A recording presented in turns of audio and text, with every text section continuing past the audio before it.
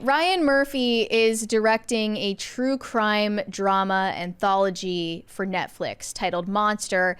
It started with the first season focused on Jeffrey Dahmer, which was a huge success for Netflix, but also plagued with its own controversies about Jeffrey Dahmer. And now the next season has come out. It's focused on the Menendez brothers and their murder of their parents back in 1989. And he's getting a lot of backlash right now, not only for taking creative liberties that ignore the true facts of the situation, but also taking creative liberties that are quite disrespectful to Eric and Lyle Menendez, these brothers, just as human beings and people who were, at least allegedly, victims of heinous crimes in their own right at the hands of their parents, especially their father. So I saw a lot of people sending hate tweets to Ryan Murphy over this. Essentially, what he's done with this show is heavily imply, if not explicitly show, an incestuous relationship between Eric and Lyle that, according to them, it never happened. It just factually isn't true. And Ryan Murphy is portraying their motive for killing their parents as a way to keep their incestuous relationship a secret. Yeah. Which is just so far-fetched in the first place. And Eric Menendez has replied to the series. His wife posted it, right? Yeah, somehow this has, word has gotten back to him. Both of these brothers are still currently serving life sentences with no possibility of parole for murdering their parents. And I actually didn't know a lot of the details of this case because, I'm not really a true crime person. And it was before your time. It was also before my time. They're heavily referenced in early Criminal Minds episodes, obviously. So at the time, prosecutors argued that Eric and Lyle were motivated to kill their parents for money, and then also their own lawyers argued it was because they were worried the parents were plotting to kill them if the secret of their abuse from their early childhood came out. And if I remember correctly, and I could be wrong about this, so somebody correct me if I'm wrong, they tried them each separately, and both of them resulted in mistrials or hung juries. And then when they tried them together, the prosecution got the history of abuse thrown out, like they weren't allowed to hear about it. The judge dismissed any evidence of their abuse in the case, which is why they got convicted with such a severe sentence. Thank you. Tonal issues. Tonal issues on this show, guys. We love tonal issues. If you're new to this show and you're just watching this segment, it's part of the live show. Every time we get $100 in super chats, a crisis party is triggered. There. Please excuse us. Please excuse us for that. Let's continue. Thank you, guys. Here are a couple of takes. Glamour put out an article saying the Menendez brothers' incest plot in Monsters shows the true crime machine has gone too far. To satisfy our insatiable hunger for true crime, TV shows are embellishing trauma for added shock factor. And I have to agree, true crime has gone too far. And people forget that these are real stories that involve real victims. And apparently it's not just the victims, but the perpetrators who are getting caught up in this mess and really not having a say in the way that their story is told. Yeah. And they are more sympathetic than most perpetrators of these crimes because, like Gypsy Rose Blanchard, she was also, abused for her entire childhood and misled to believe that she had, a whole host of illnesses and disabilities. And I truly believe that by the time Gypsy Rose plotted her mother's murder, she believed she had no other way out. That's at least what I think. And it sounds to me like, sure, you can't make a TV show where Eric and Lyle Menendez are just total angels, right? But you also can't totally villainize them either. Well, the big issue was what? That they spent a bunch of money after their parents died. And yes, they allegedly went on a spending spree that amounted to about $700,000. I think they said Eric bought a Rolex and a Porsche. They were traveling all over the place. But here's the thing. They lived in a mansion in Beverly Hills. They grew up very privileged. Their father, Jose, was a record executive in LA, and by the way, had access to a lot of talent by way of his job, and allegedly even abused one of these teenage pop stars that he was in contact with due to his job. But yeah, they lived an extremely privileged lifestyle before that. Therefore, and also they claimed they had no knowledge of getting any inheritance, so they had no motivation to kill their parents for money. Let's actually talk about the idea of sympathy for the murderers, because look, this is something that gets brought up all the time. A lot of people in like when the talk of the death penalty comes up or what should happen, it's very rarely about what people think should happen to murderers. It's about what people think should happen to PDF files, which is what would be happening here. You know, not just incestuous behavior on the father's part, but you know, the molestation of his own children. If that is indeed what happened, again, I don't know if that's ever been confirmed or proven. Two family members corroborated them. The idea is that a lot of people believe that, you know, if anybody deserves the death penalty, it's those types of people. So, you know, sympathy might be something that people who feel that way will feel will feel towards them. I don't know whether that's actually true or not, or if it's actually proven, but that's what it feels like people would actually take that side on. But a lot of people haven't heard that corner of the argument. As far as I know, 2 family members corroborated their accusations against their father, and they also had photo evidence allegedly taken by their father of them as children, basically CP images taken of them by their father. So that was the physical evidence. Did those pictures ever come to light? Well, they weren't allowed to present them as evidence in court because the judge made the decision to dismiss that. This article continued saying, in the many articles written about this case in the decades since, the suggestion of an illicit affair between the brothers has never seriously been included as part of their story, much less them killing their parents out of fear they would expose the sordid relationship, as this series posits.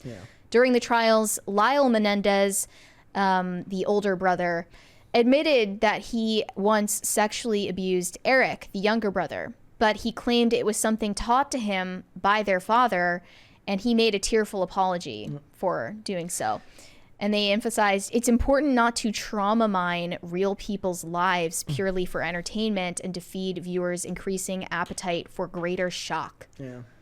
And at the expense of a widely popular and profitable series, the Jeffrey Dahmer story, I think they're right. I think that it is hurtful to the family members of victims, and in this case, it's, you know, their spouses even. I think a lot of people will just take the point, like, look, without extraordinary claims require extraordinary evidence, so it's easy to make a claim, but if you can't back it up, and that's kind of the insidious nature of these types of things, is without proof, you know, a lot of people are going to have a hard time, you know, signing on to the idea that they're sympathetic, but having the proof is almost impossible to come by. So, of course, I mean, allegedly, this is for the most reason why this is for the most part why I'm anti-death penalty, because I don't trust the state to adjudicate these types of things, considering the state is as corrupt as it is. And outside of a confession, you know, a non-coerced confession and video proof of something happening, I don't trust the state to legislate this type, you know, to adjudicate this type of stuff. I don't. Well, then you would argue that they would never have the ability to put Jose Menendez in prison for it because there's no evidence, which is, I'm saying, honestly, the death penalty. I think that so they can imprison someone but not impose the death penalty. I don't think that we're getting into dicey territory with YouTube TOS right now, but I think that that's a whole other can of worms. I'm just talking about, like, is it acceptable? Like, are we okay with basically, you know, selling this person's story who is in prison, and telling a completely fictionalized account that you know, turns them into an unambiguous villain, when allegedly this person was the victim of the most heinous thing you can imagine? Like, I'm not okay with that, actually. And I don't even want to watch a show about that. I don't find that tantalizing. I find it quite disgusting. I mean, most people aren't looking at this as if they're real people anyways. Yeah. They've been turned into caricatures via Hollywood for so long that when you hear these types of things, it's like when you think of Son of Sam or you think of any of these serial killers, they don't even feel like real people as much as they do feel like a character that's been in multiple worlds, you know, through the lens of multiple directors. But then it's like, if you're going to just make things up, Ryan Murphy, you know, make a new show, right? Like make a fictional story that you can inspire, say that it's inspired perhaps by them, but not actually about them. Like they did that, I think, in American Horror Story, Murder House, where they made a character that was like inspired by one of the Columbine shooters, Murder House. But was not actually about. Like it was not actually him. But what has had longer staying power in people's mind's eye? Dahmer, the Monsters show about Dahmer, or that? When I see the reactions from the family members of Dahmer's victims, I just can't like get on board with that, and I can't feel okay about watching that. Now, over the weekend, Eric Menendez, his wife, actually shared his statement about the series. I don't think he's had any ability to watch it, but he's been told about it. Here is what he says. I believed we had moved beyond the lies and ruinous character portrayals of Lyle, creating a caricature of Lyle rooted in horrible and blatant lies rampant in the show. I can only believe they were done so on purpose. It's with a heavy heart that I say I believe Ryan Murphy cannot be this naive and inaccurate about the facts of our lives so as to do this without bad intent. It's sad for me to know that Netflix's dishonest portrayal of the tragedies surrounding our crime have taken the painful truth several steps backward, back through time to an era when the prosecution built a narrative on a belief system that males were not sexually abused and that males experienced rape trauma differently than women. And that is actually word for word a quote from one of the prosecution lawyers was saying that men literally cannot be raped. Like she actually said that. And I'm sure at the time it was a far more broadly accepted belief. I mean, I thought that was connected to, because rape required the idea of penetration. And that's literally what she said. She said men can't. She literally said men can't be raped. I mean, that's insane if you really think about it. It is insane. What's happening is at the hands of another man, and the fact that he's a child as well. Those awful lies have been disrupted and exposed by countless brave victims over the last 2 decades who have broken through the personal shame and bravely spoken out. So now Ryan Murphy shapes his horrible narrative through vile and appalling character portrayals of Lyle and of me and disheartening slander. Is the truth not enough? Let the truth stand as the truth. How demoralizing to know that one man with power can undermine decades of progress in shedding light on childhood trauma. Violence is never an answer, never a solution, and is always tragic. And as such, I hope it is never forgotten that violence against a child creates 100 horrendous and silent crime scenes, darkly shadowed behind glitter and glamour and rarely exposed until tragedy penetrates everyone involved. To all those who have reached out and supported me, thank you from the bottom of my heart. And also, this is really weird, Kim Kardashian went to visit the inmates. She over the weekend went with the actor who plays Eric Menendez, named Cooper Koch. She visited the Richard J. Donovan Correctional Facility to speak about prison reform with a group of inmates that included the Menendez brothers. Yep. I don't know if that was timed in with this controversy going on at the same time, but I guess that Kim Kardashian she still has ambitions of becoming a lawyer. Yep, still working on it. She's still working on that. To be fair, if she ever wanted to take a break from her busy life, she has the money to do so. If she really wanted to become a lawyer, she can.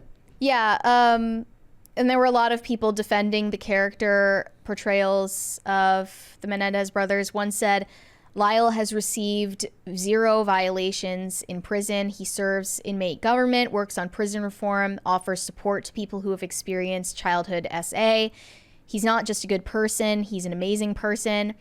Another said, never described as aggressive, abusive, bullying by family and friends. Lyle has been described as calm, friendly, generous, supportive, and kind-hearted. Even when he was a child, he was described this way. Another said, the Menendez brothers were victims of sexual abuse who finally retaliated against abusers, and this disgusting piece of trash has turned their story into incestuous fan fiction. Hell is not hot enough for Ryan Murphy. The truth of the matter is storytellers in Hollywood can take advantage of people who can't really fight back. And in this case, you know, somebody's in prison is exactly that, right? Like, yeah. Oh, there's a whole class of, like, here's the thing. Nobody's going to feel bad for him. Like, the average person is like, they're like, I got a lot of worry about in my life. Worrying about whether the Menendez brothers are, how they feel about something isn't high on my list. It's never going to be. And it's not going to be for most people. Well, it's different with Gypsy because she got out of prison shortly after, you know, it would have been a few years, but shortly after the Hulu show about her came out. And she was able to, like, have her say and have her platform and join social media and all of this. And maybe she wasn't totally prepared to do that. But in their case, in the case of the Menendez brothers, they literally don't have any opportunity to appeal, any opportunity to earn parole based on good behavior. This has ruined their lives. Yeah. And it seems like despite all of that, they still, you know, care about getting the truth out there. The average person is just gonna be like, look, I don't know what the truth is, but like, this show is entertaining. Yeah, I'm not even talking about that. I'm saying, and then somebody who doesn't watch is like, look, I don't know if it's true. I don't know if it's not. I know that I've got more important things to worry about than whether the Menendez brothers feel like that they were portrayed unfairly in a documentary, or I'm sorry, did Ryan Murphy in a TV show after family members of the Dahmer victims spoke out against the I don't know what happened against the show. I wonder if Ryan Murphy ever like issued an apology? Look, we always say that the best way to handle controversy is to just not address it for him. Like, that goes for anyone, but I usually say it in regard to somebody who didn't do anything wrong. Unfortunately, it's probably true of everyone. But it's true of everyone, even when you have done something that warrants an apology. Thanks for watching. Listen to full episodes of Pop Culture Crisis on Spotify. Keep up with us on social media and make sure you subscribe and ring that bell so you never miss the show. Bye, guys.